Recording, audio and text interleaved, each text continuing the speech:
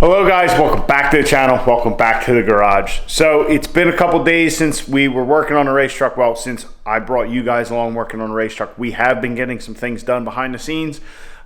Nothing real exciting or that I could really show you that was of any importance. Just a lot of little stupid stuff, just getting some stuff kind of finished and trying to figure out my game plan from here on out. Also, for anybody who's eagle-eyed, if you can see, we have the wheels and tires back on Caitlin.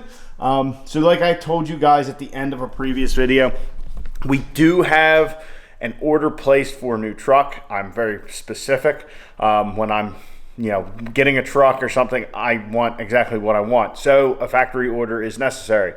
With the current state of affairs in the country, the world, I know that's going to be delayed. The normal 6 to 8 to 10 week wait is liable to be, let's say, double that. Who knows? I don't know yet. I don't know of any factories that have shut down per se. I've heard, seen a couple articles where they're talking about it, but either way, let's just assume we're not going to get that thing for a while. So the factory tires that were on that truck were a bit sketchy in the rain, so we put the other wheels and tires back on it. So anyway, enough of that. What did I get done to the race truck? So like I said, a bunch of little stupid stuff.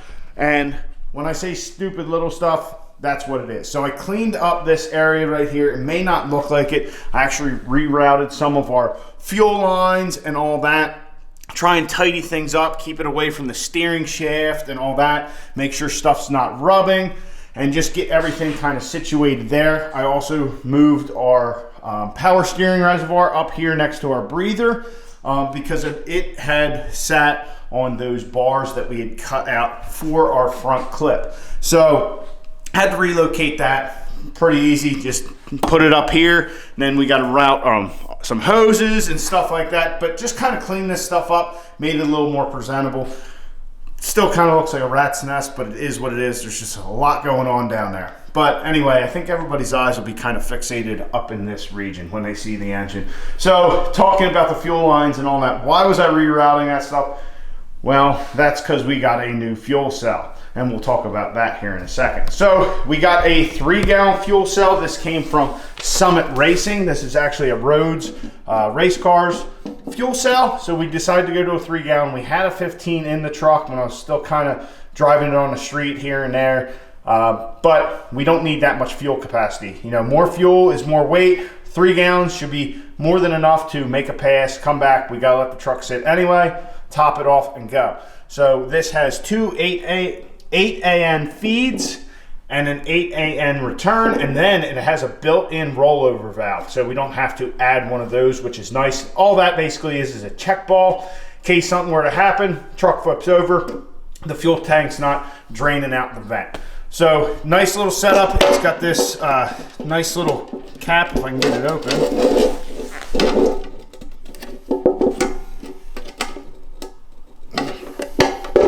There it is. I don't know why it wouldn't come off. But anyway, nice little cap that actually when you close it, if you look at these things, it actually spins. It's hard to do with one hand, but this section, lower section, spins independent of the top, and then when you push down this lever, the handle, it will actually pull it tight to give you a nice good seal. So the only problem with this fuel cell is we're actually going to need another return. We run 2 returns, or are going to be running 2 returns on this truck, so we're going to need to add a bung for that later, which we do have parts and fittings on the way. But tonight we're just going to worry about mounting this fuel cell, which I have our mount kind of started over here. We got to finish weld it and everything like that, and I'll tell you why I chose this spot when we get that all done.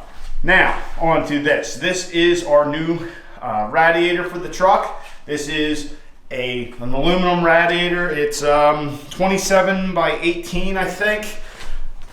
Nice big electric fan on it, and I was actually able to pick this up locally off of Facebook Marketplace. A guy within a half hour of the house here scored this thing for like 250 bucks, which is nice. The thing is, barely used. So definitely, if you're looking at like a remote radiator setup, there's a ton of options. You can spend hours trying to figure out what you want, and the sky's the limit price-wise. Only problem with this radiator We are going to be running an AN type setup. We're not going to be running traditional hose fittings. So we are actually going to have to lop these off and add a -12 fitting to it, just like our little thermostat adapter housing piece that Freedom provided us with the engine. That will replace our factory coolant neck right there. So we're going to get to looking at how we're going to mount that. If we figure out a way we like it, we'll get that mounted. But also, I would also like to relocate our water pump that we have. I want to move that to the back of the truck. If you guys remember end of last year, we were trying to get this thing going. So I just mounted it there because coolant comes from out of the back of the block, you know, or well, it can go either way, but coolant comes in one side here and out the back of the block the other. And that was just a nice location for it. We could plumb our radiator in between there, and we were all good to go. But we are no longer using the factory stuff, so no need to cram up the engine compartment any more than we have to. So that's kind of the plan for tonight. I do think I have all of our fittings on order from Summit Racing. This Rhodes race cars fuel cell, I think I ordered it like Friday, I want to say early afternoon, and it showed up on midday Saturday. So hopefully we have all our Summit Racing stuff here like tomorrow, which would be awesome.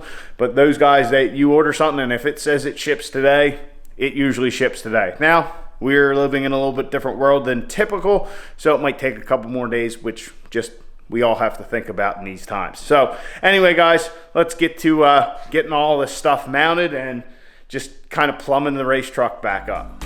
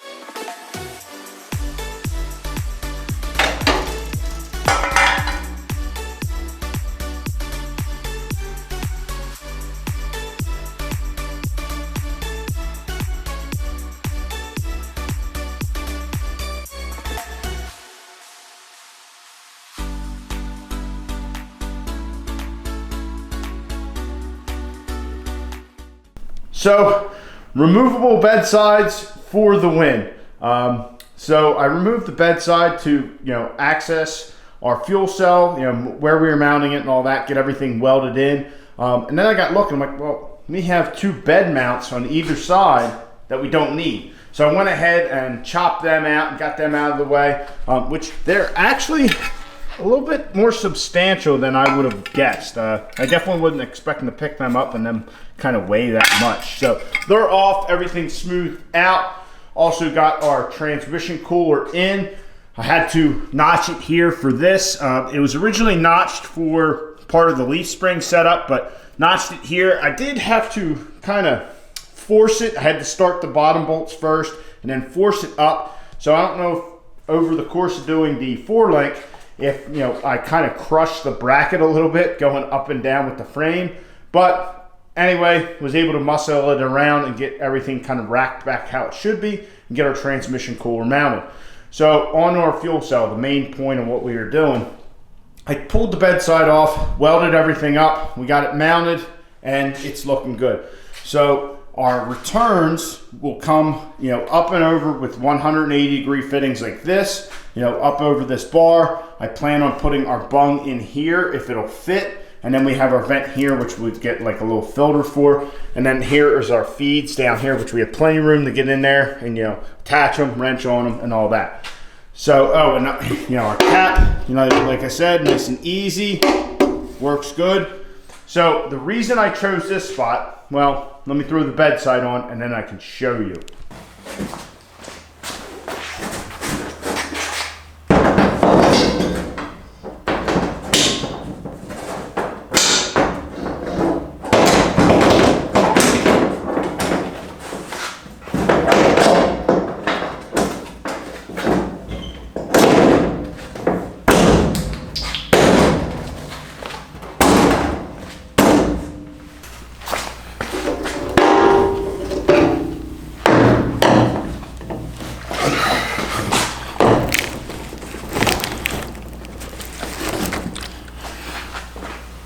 So I chose this mounting location for our fuel cell because of the reason you see right before you. I know it's a gasoline can, not a diesel one. I actually don't have a diesel version of this particular can yet, but I'm gonna get one because I found with these newfangled cans, fuel cans that you get, these push button ones are the best because you can just kind of lay it up on something like that and then push the button. So as you guys can see here, that's a full 5-gallon jug of gasoline. It's just resting on the bedside and it's pouring right in there. So I can stand here, push the button, maybe if it's dark out, hold a flashlight and see what my fuel level is and just fill it right up. So I chose that location because it's convenient. If we're going up to, we just arrived to the track or we're heading to the track, we can stop, fill our 5-gallon can, fill up the race truck as well, but also before we go up, we can just double check to make sure that we filled our fuel.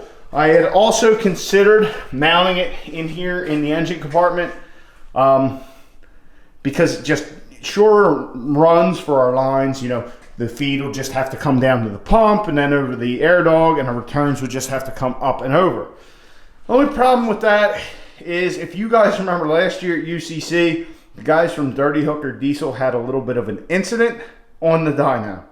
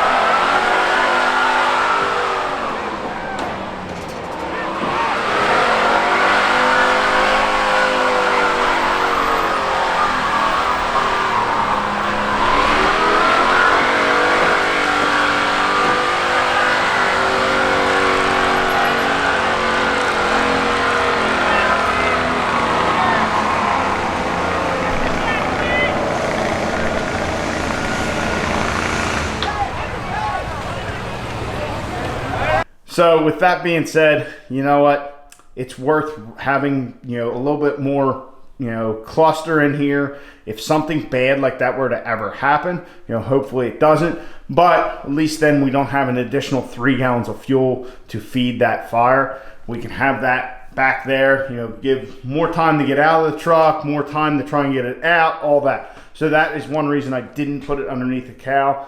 But the other, like I said, when we get to the track, there's no need to tilt this thing up or take it off if we don't have to. So, of course, coming back to cool it down, we're going to have to remove it and all that. But when we get to the track, we can just kind of offload the truck off the trailer, double check our fuel, get her warmed up, and go.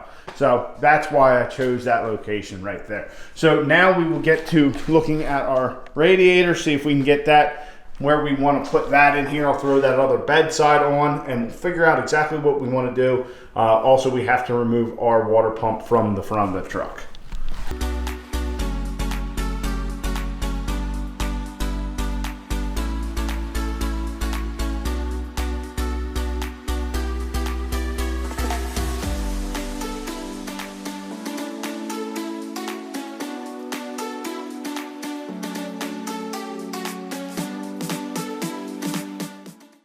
All right, so progress has stalled.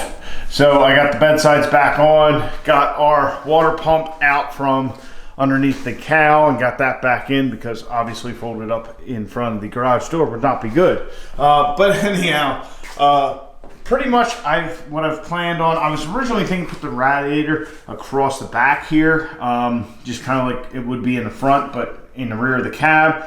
But looking at it, with our transmission cooler, how it's mounted and all that, to get back here to work on stuff and all that, I think it's better if we put it over on this side. Also weight distribution wise, because we do have our trans cooler, our battery, and our fuel cell on this side. Put the radiator over there. Probably just come up from the frame. I did measure, I'm trying to remember what it is. I marked over on the tube and it looks like it wiped off. But however high the inlet is on the head, it's actually lower than where I can mount the radiator. So we can actually get the fill point of the radiator higher than the engine, so that way we can get the proper coolant, you know, get all our coolant in there and all that. So we're probably gonna mount that sideways there, and then we can kind of put our pump wherever we want to on that side and run it that way. And when we were in there messing with the pump, I realized how much wiring we have to do, because I had wiring for our electric fans, I had wiring for our pump, all that kind of stuff. We still have a lot of wiring type stuff to do to kind of get this thing ready to go. So we got some good progress tonight. We got our fuel cell mounted. Everything's looking good there. Very happy with the location. I think that's going to work well for filling it and all that. We have all our fittings ordered that I need for that to hook the fuel system up. We have stuff on the way to make our intercooler piping, all that. I kind of have a good idea on our radiator and water pump setup. We have a lot of wiring to do. So I know, guys, it's kind of looking like it's, you know, the truck's just about there, but we have a lot of little stupid stuff to do. Getting the radiator, getting the fuel cell, those are two big things that we needed. We still have to run another line for our power steering pump. We have to fill our transmission once we get the thing running, which there should be an update for that shortly. But yeah, we still have a lot of little stuff to do. I mean, I know it, you know, once we get the body on there, it's like, man, it's a truck again. This thing's just about there, but we still have a lot of stuff to do. And with, you know, the current state of affairs in the country and the world, we might have a lot more downtime to do some more upgrades to the truck, which I know every time I say that, I'm like, oh, we got some little stuff we're going to do, and then we just kind of put fiberglass everywhere, or we cut the leaf springs off. But we'll try and pick little jobs that should maybe only take a week or something like that, and we'll upgrade stuff slowly, because like we can put different axles in the truck, bigger axles, you know, there's brake conversion kits. There's a lot of different stuff we can still do the truck to lighten it up, to give it some more strength, stuff like that. But for right now, we're going to focus on getting the stuff we have done. So basically we'll have the truck so it is track ready, and then we will pick little jobs to kind of keep rolling on the project. Stuff that I want to do down the road anyway, well, maybe we'll move that time slot up, because nowhere's open to run the truck. So anyway, guys, I hope you enjoyed. We're making progress on the truck, and there will be some pretty good updates here coming soon. Well, at least I hope. So anyway, guys, I hope you enjoyed. Please like the video, subscribe to the channel. I'll catch you guys on the next one. Get out in your garage, get the wrenching on your truck.